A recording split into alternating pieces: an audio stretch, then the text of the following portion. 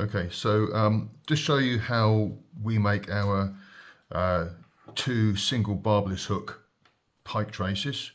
So firstly, cut a section of shrink tube to length,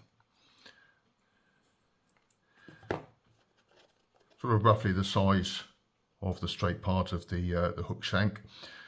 I thread that,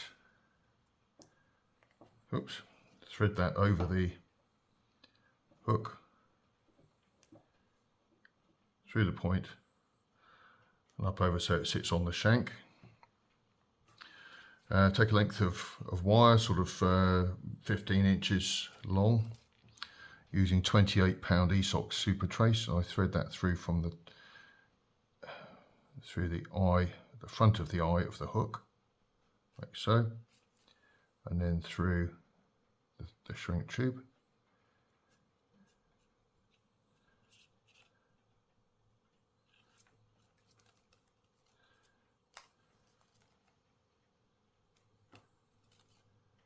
So that goes through like so. I thread a crimp onto the wire at that end, on the far end.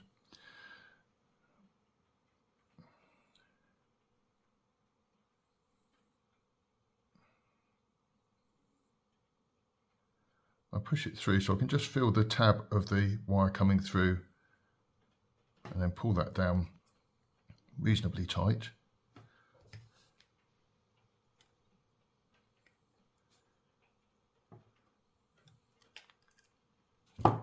So that's now crimped in place.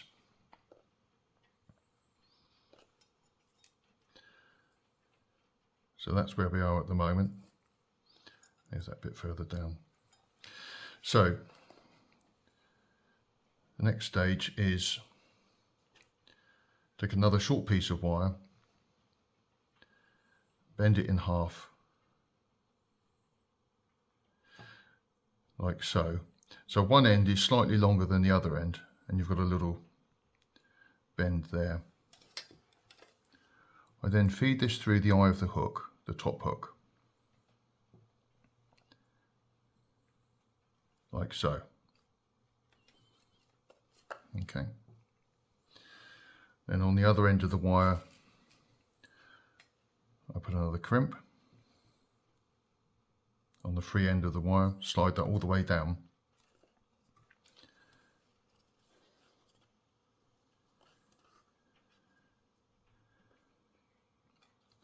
So that's where we're at the moment.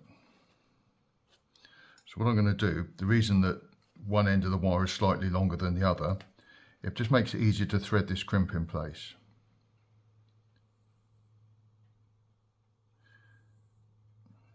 Okay, so that's the first tag of the crimp in there. That's the second tag. So both ends of that piece of wire are now in. So I'll pull that down tight to the top of the hook, and if you can see, that gives a bend in the hook with each hooking. It turns it in slightly.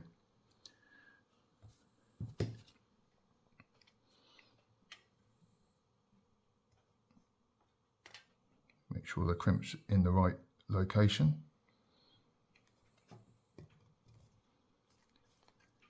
Okay, so that's where we are at the moment. So what I'm going to do is trim these two tags off.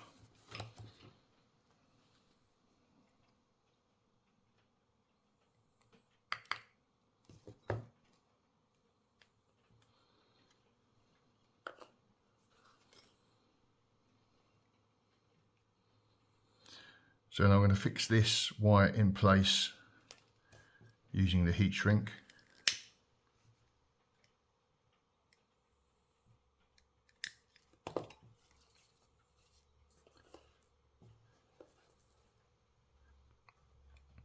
And that just leaves us on the other end of the trace to fix the swivel.